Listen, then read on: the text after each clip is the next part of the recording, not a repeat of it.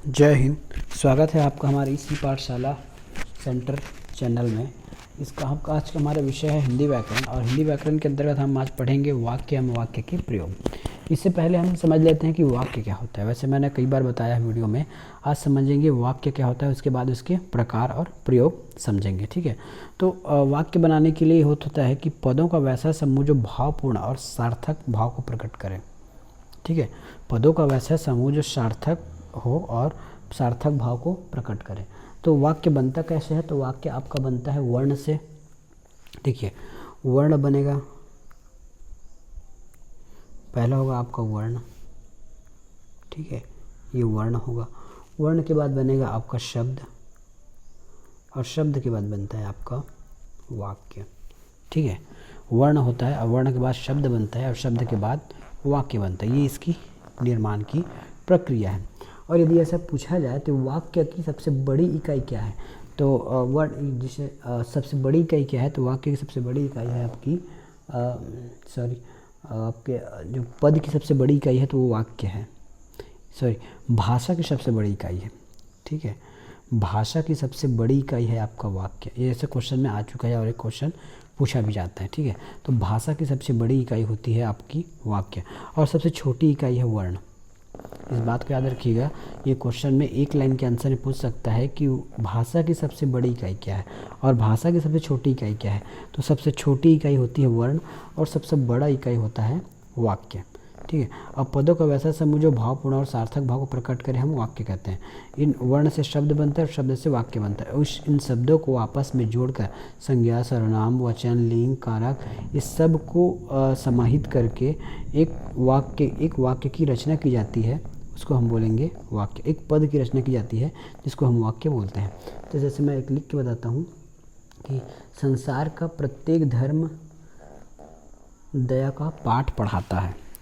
ठीक है, संसार का प्रत्येक धर्म, यह मैं लिख देता हूँ, आप देखिए। संसार का प्रत्येक धर्म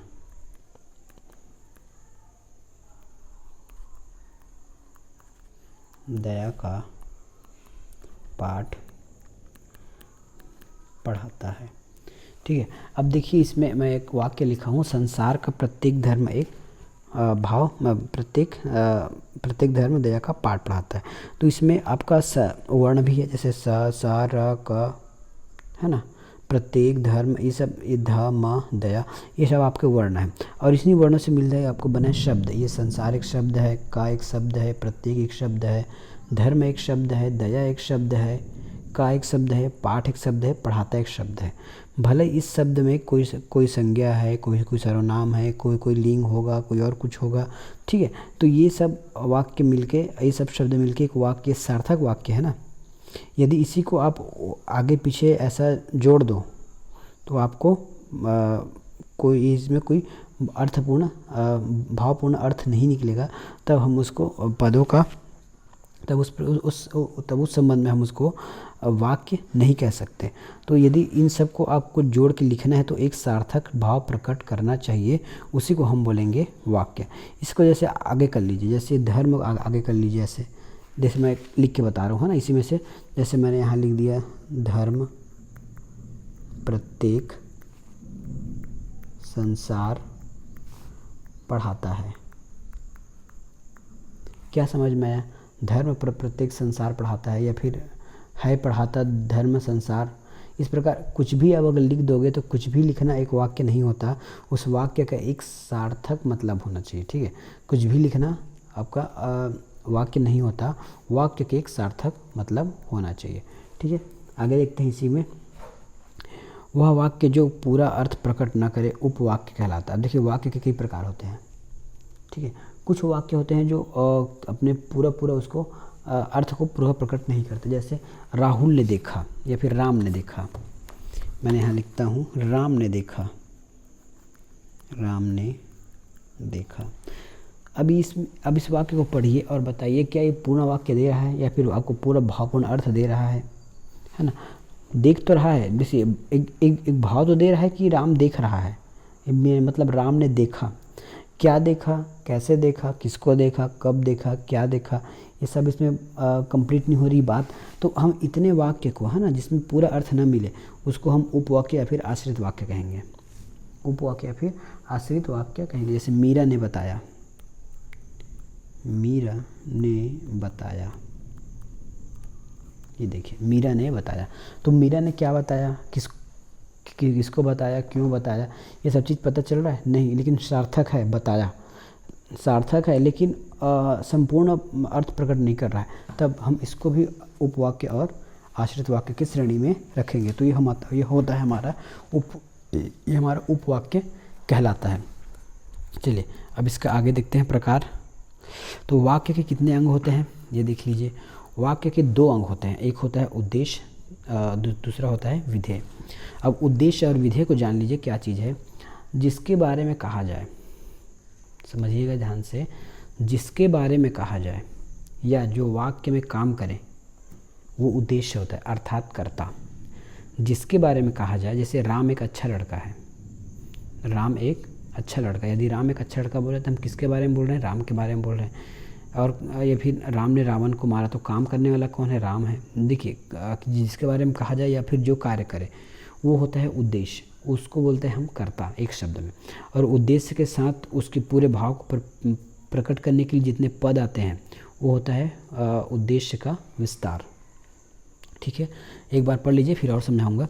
विधेय होता है उद्देश्य के बारे में कुछ कहा जाता है, उद्देश्य के बारे में कुछ कहा जाता है, जो बोल रहे हैं ना वो उद्देश्य के बारे में होता है, तो वो होता है वाक्य। और ये होता है विधेय, जो या फिर जो वाक्य में काम करे वो होता है हमारा क्रिया, और क्रिया को ही बोलते हैं विधेय। तो विधेय के साथ आने वाला पद विधेय का विस्तार होता है। शायद आपको इस जितना भी डेफिनेशन से समझ में ना आया हो तो आप यहाँ से पढ़ लीजिए। ठीक है, जो उदाहरण है उससे पढ़ते जाइएगा। जैसे घोड़े पर चढ़ने वाला हर व्यक्ति घुड़सवार नहीं हो सकता, नहीं हो सकता। ठीक है, नहीं हो सकता। अब इसमें तो पहले आप क्रिया ढूंढ लीजिए। तो इस सकता एक क्रिया है, इस सकता एक क्रिया है। ठीक है, इस सकता एक क्रिया है। और घोड़े पर सवार होने वाला हर व्यक्ति, ये जो इतना जो चीज़ आया है ना, ये आपका होता है कर्ता के लिए आया है। ठीक है, ये वाक्य कर्ता के लिए आया है।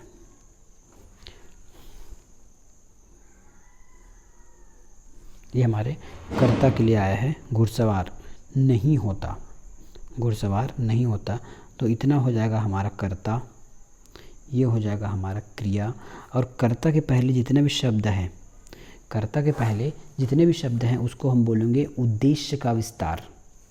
ठीक है, इसको बोलेंगे हम उद्देश्य का विस्तार। मतलब घोड़े पर चढ़ने वाला हर व्यक्ति घुड़सवार नहीं होता, तो घोड़े पर चढ़ने वाला हर व्यक्ति यहाँ तक इसको बोले, जो घुड़सवार है वो तो करता है, और इससे पहले जितने शब्द जो लिखे हैं ना वो हमारा उद्देश्य का विस्तार हो जाएगा। उसी प्रकार एक क्रिया है इसमें कि नहीं हो सकता, ये जो सकता क्रिया है, और जो नहीं हो लिखा है ये होता है उद्देश्य का विधेय का विस्तार। ये होता है विधेय का विस्तार। अगले में समझिए, सुंदर भारत का सपना देखने वाला नेता अब ढूंढे नहीं मिलता। सुंदर भारत का सपना देखने वाला अब ढूंढे नहीं मिलता। देखिए अब इसमें मिलता जो है आपकी क्रिया है, मिलता जो है क्रिया है, और जो नेता है, ये जो नेता लिखा है वे हमारे कर्ता हैं। तो इस कर्ता के पहले जितना लिखा होगा वो हमारा उद्देश्य का विस्तार होगा, और नहीं अब नहीं ढूंढे ये हमारा विधेय का विस्तार होगा। ठीक है, ये होगा क्रिया, ये होगा कर्ता, और इसके पहले जो लिखा है वो विधेय का विस्तार है। इसे को हम उद्देश्य भी बोलते हैं ना, इस कर्ता को उद्देश्य बोलेंगे और इस क्रिया को विधेय बोलेंगे। इंग्लिश में बोलते हैं प्रेडिकेट वगैरह, तो आप इंग्लिश से पढ़ेंगे ग्रामर में तब वो आप पढ़ लेंगे। ठीक है, तो ये होता है। आगे अब इसके प्रकार देखते हैं।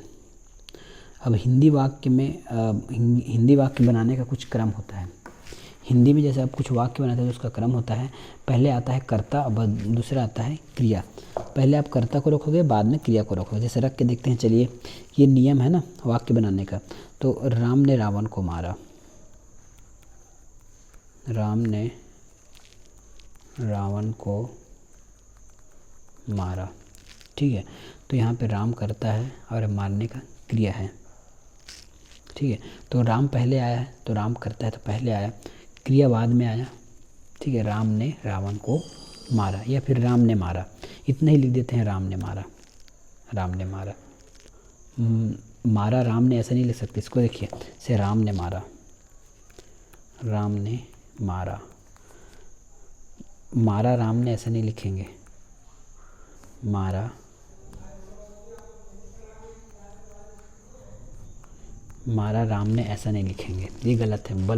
बोलचाल की भाषा में कोई लिप बोल देता है कि मारा राम ने, लेकिन इसका नियम ये होगा लिखने का कि राम ने मारा, मारा राम ने नहीं होगा। ठीक है, उसके बाद बोल रहा है कि कर्ता, अगर कोई कर्म आ गए, यदि कोई कर्म आ गया तो कर्ता प्लस कर्म प्लस क्रिया, कर्ता प्लस कर्म प्लस क्रिया। ठीक है, अब इसको कैसे लिखेंगे, ये देख लीजिए, इसको कैसे लिखेंगे कि माँ ने बच्चे को सुलाया, या फिर राम, फिर वही राम ने रावण को ही मारा। बार बार ले लेता हूँ कि अध्यापक ने पाठ पढ़ाया, अध्यापक ने पाठ पढ़ाया। ये देखिए, कर्ता कौन है, अध्यापक है, क्रिया क्या है, पढ़ाना, और पाठ क्या है, ये हमारा कर्म है। ठीक है, तो बीच में आया ना, ये कर्ता हुआ और ये क्रिया हुआ, पहले कर्ता आया फिर कर्म आया फिर कर्म क्रिया, कर्ता कर्म और क्रिया, तो ये होता है। आप यहाँ आगे पीछे नहीं कर सकते। जैसे अध्यापक ने पाठ पढ़ाया, यदि इसी को अगर उल्टा लिखेंगे तो पाठ को अध्यापक ने पढ़ाया, पाठ को अध्यापक ने पढ़ाया, ऐसा नहीं लिखेंगे, ये फिर आपकी मानक हिंदी नहीं कही जाएगी। ठीक है, तो जो मैं बताया हूँ उसी प्रक्रम में आपको लिखना है। अगला है कर्ता गौण कर्म मुख्य कर्म आदि। कर्ता होगा, कर्ता के बाद गौण कर्म लगाना है, फिर मुख्य कर्म लगाना है, फिर क्रिया लगाना है। ठीक है, फिर आपको क्रिया लगाना है।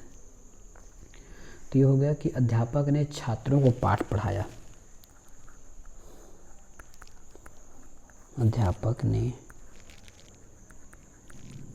छात्रों को पाठ पढ़ाया, ये होगा अध्यापक ने छात्रों को पाठ पढ़ाया। ठीक है, अध्यापक ने छात्रों को पाठ पढ़ाया, तो इसमें आपका कर्ता आ गया, फिर इसमें आपका आ गया छात्रों को गौण कर्म, फिर मुख्य कर्म पाठ आ गया, फिर एक क्रिया। ये हो गया आपका कर्ता, ये हो गया आपका गौण कर्म, ये पाठ हो गया आपका मुख्य कर्म, ये हो गया क्रिया। ठीक है, तो इस प्रकार आपको बनानी है। आगे चलते हैं, तो ये हो गया कर्ता अधिकरण अपादान संपादान। ठीक है, कर्ता अधिकरण अपादान संप्रदान करण कर्म और क्रिया। यदि ये सभी जितना मैं लिखा हूँ यदि एक ही वाक्य में है तो आपको जो क्रम है वो इसी प्रकार रखना है। ठीक है, कर्ता होगा, फिर अधिकरण होगा, फिर अपादान होगा। जैसे यहाँ देख लेते हैं, कर्ता ने, जैसे कर्ता देखते हैं तो राम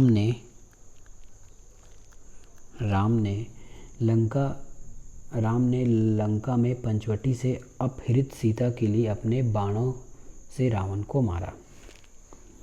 चलिए, राम ने लंका में पंचवटी से अपहृत सीता के लिए, पंचवटी में अपहृत सीता के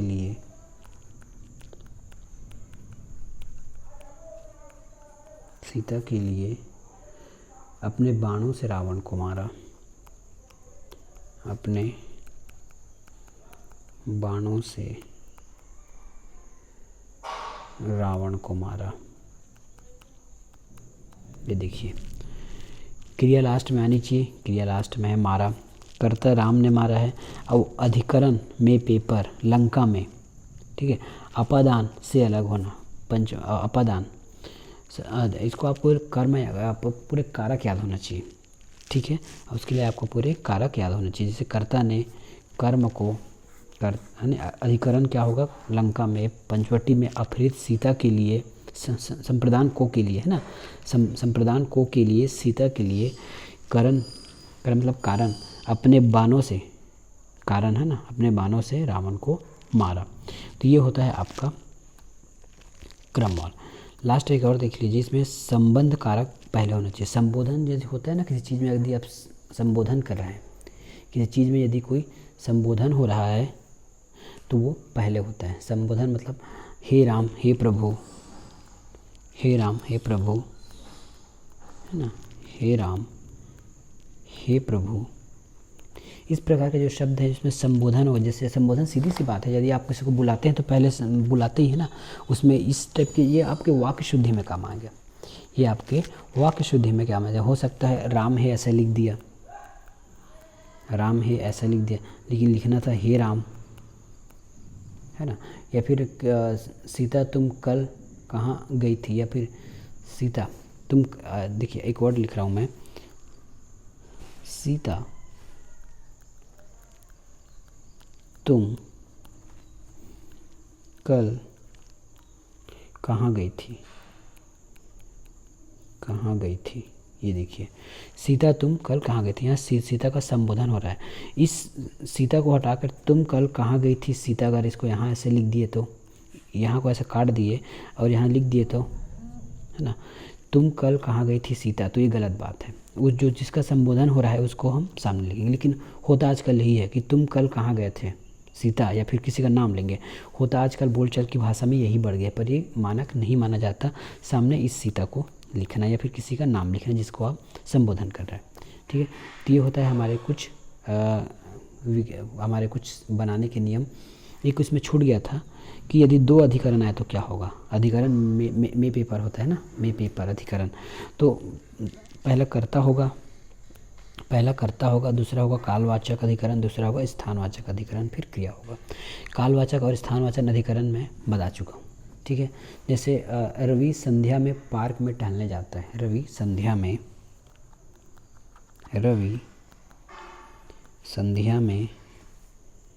पार्क में टहलने जाता है, पार्क में टहलने जाता है। ये देखिए कालवाचक, ये जो संध्या लिखी है वो काल बता रहा है, और स्थानवाचक जो है वो पार्क बता रहा है। देखिए अधिकरण होता है मे पेपर, स्थान, इस स्थान की बात कर रहे हैं ना, तो वो कालवाचक भी हो सकता है और समयवाचक भी हो सकता है। तो देखिए सॉरी स्थानवाचक भी हो सकता है। तो ये हो रहा है रवि संध्या में, मतलब रवि शाम को, रवि संध्या में पार्क में टहलने जाता है, ठीक है। ये हुआ कि रवि संध्या को पार्क में टहलने जाता है। इसको और कैसे लिख सकते थे, यदि अगर उल्टा कर दिए तो, कि रवि पार्क में संध्या में टहलने जाता है, ऐसा नहीं लिखना, ये गलत हो जाएगा। तो ये रूल आपको याद होना चाहिए। ये वाक्य शुद्धिकरण में दे सकता है कि रवि संध्या में पार्क में टहलने जाता है, रवि पार्क में संध्या में ऐसा नहीं लिखेंगे। पहले आपको समय बताना है, समय के बाद स्थान बताना है, ठीक है। समय देख लेते हैं।